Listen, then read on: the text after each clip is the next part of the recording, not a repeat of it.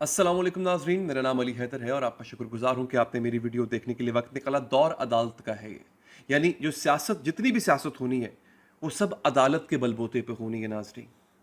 इस वक्त बड़े बड़े केसेस की समाअत अदालतों में चल रही है। आज अदालत में खड़ाक होता है, न सिर्फ सुप्रीम कोर्ट में बल्कि इस्लामाबाद हाई कोर्ट में भी कुछ खड़ाक हैं जो कि आज हुए हैं और आगे मज़ीद होने जा रहे हैं। तो उन ख़बरों का खुलासा मैं आपको दूंगा, आपको बताऊंगा दोस्तों। उसके साथ साथ तहरीक इंसाफ से नशिस्तें छीनना महंगा पड़ गया है, हुकूमत की दौड़ें लगी हुई हैं। इनफैक्ट वो लोग जो अदालत को धमकियां दे रहे थे दोस्तों, उनकी भी फिलहाल दौड़ें लगी हुई हैं। ऐसा लगता है कि मोहतरम जज साहिबान ने और ख़ास तौर पे इस्लामाबाद हाई कोर्ट ने, जहां से इमरान खान को सबसे ज़्यादा शिकायतें थी, उन्होंने कमर कस ली है। उन्होंने कहा नहीं, हम ना किसी के साथ ज्यादती होने देंगे और ना खुद के ऊपर किसी किस्म का दबाव बर्दाश्त करेंगे। तो इस वक्त वो बिल्कुल फ्रंट फुट पे जाके खेल रहे हैं। कुछ चीज़ें इंशाअल्लाह इस वीडियो में आगे चल के मैं आपको बताऊंगा नाजरीन। बड़े फैसले आने लगे हैं इस्लामाबाद हाई कोर्ट से दोस्तों, और दो बड़े मोहरे हैं, ताकतवरों के दो बड़े मोहरे थे। एक ने घुटने टेक दिए हैं, एक अभी अपनी जिद पे अड़ा हुआ है, उस पर भी नाजरीन हम बात करेंगे। तीसरा, पीटीआई का दफ्तर जो है वो डी सील करने के अहकामात भी अदालत ने दे दिए। अब देखिए कि जितने भी रिलीफ हैं जो मिल रहे हैं इस वक्त इमरान खान को, उनकी जमात को, वो अदालतों से मिल रहे हैं। यही अदालतें थी जो कि इनके लीडरान की जमानतें जब्त कर रही थी। जमानत नहीं हो रही थी, निचले कोर्ट से जमानत होती थी, ऊपर जाके फंस जाते थे, या अगर ऊपर से भी होती थी तो एमपीओ के जरिए लक्स अमा की कानून के तहत जो है वो धर लिया जाता था। अब यही अदालतें रिलीफ पे रिलीफ देती जा रही हैं नाजरीन। पीटीआई का दफ्तर डी सील करने का हुक्म दे दिया गया है। अब सबसे पहले मैं आपको बताता हूं कि जो आज सुप्रीम कोर्ट में हुआ, फिर उसके बाद हम चलेंगे नाजरीन इस्लामाबाद हाई कोर्ट की जानिब, जहां पर बड़े फैसले हो रहे हैं। तो ये जो एक अहम खबर है, और ये आप चीफ जस्टिस के रिमार्क्स से मैं आपको आगाज करूंगा, आप जरा सुनिएगा।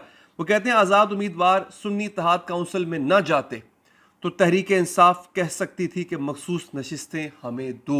यानी कुछ रिमार्क्स इस तरह के, और बिलखसूस जस्टिस अतर मिनल्ला और जस्टिस मुनीब साहब ने बड़े खड़ाक किए हैं। उनके रिमार्क्स जो हैं वो पीटीआई के हक में जाते हैं। अब ज़रा ये खबर सुन लीजिए।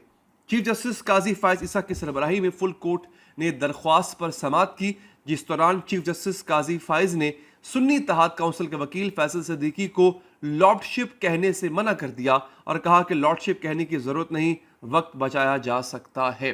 अदालत में जज को लॉर्डशिप, माय लॉर्डशिप कह के या योर ऑनर कह के मुखातिब किया जाता है। फैसल सिद्दीकी ने दलाल देते हुए कहा कि कल मुझे कुछ बुनियादी कानूनी सवालात फ्रेम करने का कहा गया था। इस पर अदालत ने कहा पहले केस के मुकम्मल हकायक सामने रख दे।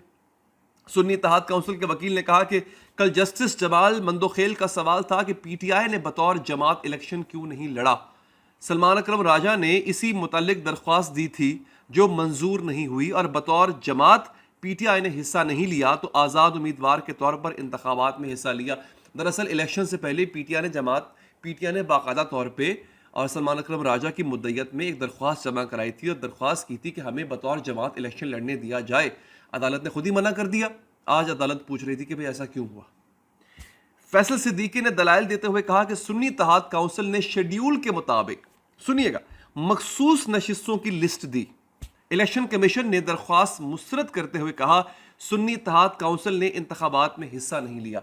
अब एक इल्ज़ाम यह भी लगता था ना कि सुन्नी इत्तेहाद काउंसिल, जो असल में तहरीक इंसाफ है, उन्होंने लिस्ट लेट जमा कराई। तो वकील ने बताया कि नहीं, ऐसा नहीं है, हमने लिस्ट टाइम पर जमा कराई थी, हमारी दरख्वास्त मुस्तरद कर दी थी इलेक्शन कमीशन ने। फैसल सिद्दीकी ने कहा इसमें कोई तनाज़ा नहीं कि सुन्नी इत्तेहाद काउंसिल ने इंतखाबात नहीं लड़े। इस पर चीफ जस्टिस ने रिमार्क्स दिए कि आप तनाज़े की बात क्यों कर रहे हैं, आप तनाज़े की बात क्यों कर रहे हैं, बस कहें इलेक्शन नहीं लड़ा।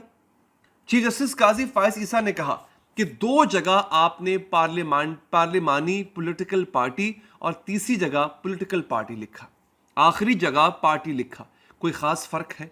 इस पर फैसल सिद्दीकी ने कहा कि आर्टिकल 63A के मुताबिक पार्लिमानी पार्टी और पॉलिटिकल पार्टी का बताया है, पॉलिटिकल पार्टी पार्लिमानी पॉलिटिकल पार्टी हो सकती है। अब देखिए एक और, पार्लिमानी पार्टी क्या होती है, जिसकी प्रेजेंस हो, जो मौजूद हो पार्लियामेंट में। एक तो है ना सियासी जमात जो बाहर सड़कों पे अपना मसल दिखाए और उसकी रिप्रेजेंटेशन, उसकी नुमाइंदगी पार्लियामान में भी हो, तो वो पॉलिटिकल पार्लिमानी पार्टी कहलाती है। समझ आ गई है आपको? इस पर चीफ जस्टिस ने कहा कि आइन पॉलिटिकल पार्टी और पार्लियामेंट्री पॉलिटिकल पार्टी में फर्क करता है। अच्छा, दौरान समाअत चीफ जस्टिस ने फैसल सिद्दीकी, जो कि सुन्नी इत्तेहाद काउंसिल के वकील हैं, उनसे सवाल किया कि आप 8 फरवरी से पहले क्या थे। इस पर फैसल सिद्दीकी ने जवाब दिया, 8 फरवरी से पहले हम सियासी जमात थे और आज़ाद उम्मीदवारों की शमूलियत के बाद हम पार्लिमानी जमात बन गए। अब तो नहीं। जस्टिस काजी फायजिसा ने कहा कि जो उम्मीदवार हमारे सामने नहीं, जिनकी आप नुमाइंदगी कर रहे हैं, वो तो सब तहरीक इंसाफ के हैं। तहरीक इंसाफ के उम्मीदवार तो आपको छोड़ रहे हैं, आपकी पार्टी में नहीं आ रहे। तहरीक इंसाफ के उम्मीदवार तो फिर आज़ाद ना हुए। जस्टिस आयशा मलिक ने कहा कि तहरीक इंसाफ के उम्मीदवार इंतखाबी निशान पर इलेक्शन नहीं लड़ सकते थे। इलेक्शन कमीशन ने तहरीक इंसाफ के उम्मीदवारों को किस बुनियाद पर इंतखाबी निशान दिया? इलेक्शन कमीशन ने तहरीक इंसाफ को इंतखाबी निशान दिया और बतौर आज़ाद उम्मीदवार शनाख्त दी। अब यहाँ पे कंफ्यूजन है। बेसिकली तहरीक इंसाफ को जो निशान उसका अपना बल्ले का निशान था वो ले लिया गया था। उसके बाद चूंकि वो आज़ाद हैसियत में लड़े, लिहाजा उनको निशान अलॉट कर दिया गया। नाज़रीन, तो ये सूरत हाल आज पूरा दिन जो है वो रही है और इसके अंदर जो बड़ी अहम चीज़ है वो ये है कि जो अहम मौका दिया गया है वो ये दिया गया है कि अगर तहरीक इंसाफ वाले बेसिकली सुन्नी इत्तेहाद काउंसिल में ना शामिल होते तो जो मखसूस नशिस्तें वापस हुई हैं वो तहरीक इंसाफ को मिलती। इस तरह तहरीक इंसाफ की हुकूमत भी बन सकती थी। अब यहाँ पे जो सवाल उठता है वो क्या उठता है नाज़रीन? सवाल ये उठता है कि बेसिकली तहरीक जजिस का मिजाज, जजिस का मूड ये बता रहा है कि उनको भी इलेक्शन कमीशन के इस फैसले से एतराज़ है जिसमें इलेक्शन कमीशन ने तहरीक इंसाफ को उसकी मखसूस नशिस्तों से दूर रखा, परे रखा। दोस्तों, ये सूरत हाल है। अच्छा, खबर मैं आपको एक ये दे दूं नाजरीन कि इस वक्त मातम बिछा हुआ है हुकूमती सफ़ों के अंदर। उन्हें समझ नहीं आ रही कि करें क्या। हुकूमती सफ़ों में इस वक्त बहुत खलबली है, बहुत हलचल है, क्योंकि पे दर पे इमरान खान को और उसकी जमात को रिलीफ मिलता जा रहा है, अदालतों से रिलीफ मिलता जा रहा है। अब इन्होंने अदालतों पे अटैक तो बहुत पहले करना शुरू कर दिया था, अब ये एक बहुत बड़ा अटैक करेंगे अदालतों पे। अब सवाल यहाँ पे इनसे करना चाहिए कि इस तरह का रिलीफ तो नवाज शरीफ को भी मिला था, हालांकि वो 4 साल इश्तिहारी रह के लंदन से वापस आ रहे थे। उन्होंने 1 महीने का वादा किया था अदालत के सामने और 4 साल के बाद वापस आए और अभी वो हवा में थे, उनका जहाज भी हवा में था कि उनके केसेस नीचे अदालतों में ख़त्म होना शुरू हो गए थे। तो उस पर तो फिर आपने कभी लबकुशाई नहीं की। इमरान खान को अगर रिलीफ मिल रहा है तो इस पर नाज़रीन एतराज़ किया जा रहा है। उसकी वजह यह है कि अब सिर्फ एक केस बाकी रह गया है इमरान खान पे, वो है इद्दत पे निकाह का केस। अब उसमें क्या हो रहा है, उसको कभी इस अदालत में तो कभी उस अदालत में, कभी जज पे अदम एतमाद, कभी कुछ, उसको लटकाया जा रहा है। हालांकि इससे पहले जिस अदालत में वो था ये केस, उस जज ने फैसला सुनाना था इस केस का, लेकिन एन मौके पर जाके उन जज साहब पर अदम एतमाद का इज़हार कर दिया गया। उन्होंने महफूज फैसला नहीं सुनाया, उन्होंने उसको अगली अदालत में ट्रांसफ़र करने की दरख्वास्त दे दी। अब इस बात का यकीन है, जहाँ तक मुझे लगता है कि यकीन हो चला है हुकूमत को, यकीन हो चला है अरबाब इख्तियार को कि इस केस में भी इमरान खान बरी हो जाएगा। लिहाजा इस तरह का रिस्क लेना नहीं चाह रहे। ये आखिरी केस है जो कि इमरान खान पे लग चुका हुआ है। नाज़रीन, आखिर में आप बता दूं आपको, मुस्तफ़ा कमाल ने माफ़ी मांग ली है जनाब।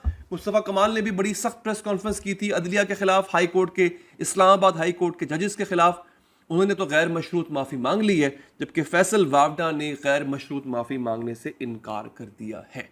ये थी अब तक की अहम खबरें। नाज़रीन, अब चैनल को लाजमी सब्सक्राइब कीजिए क्योंकि अगली खबर बहुत जल्द आएगी जो कि आप तक हम पहुंच जाएगी। अपना ख्याल रखिए। अल्लाह निगहबान।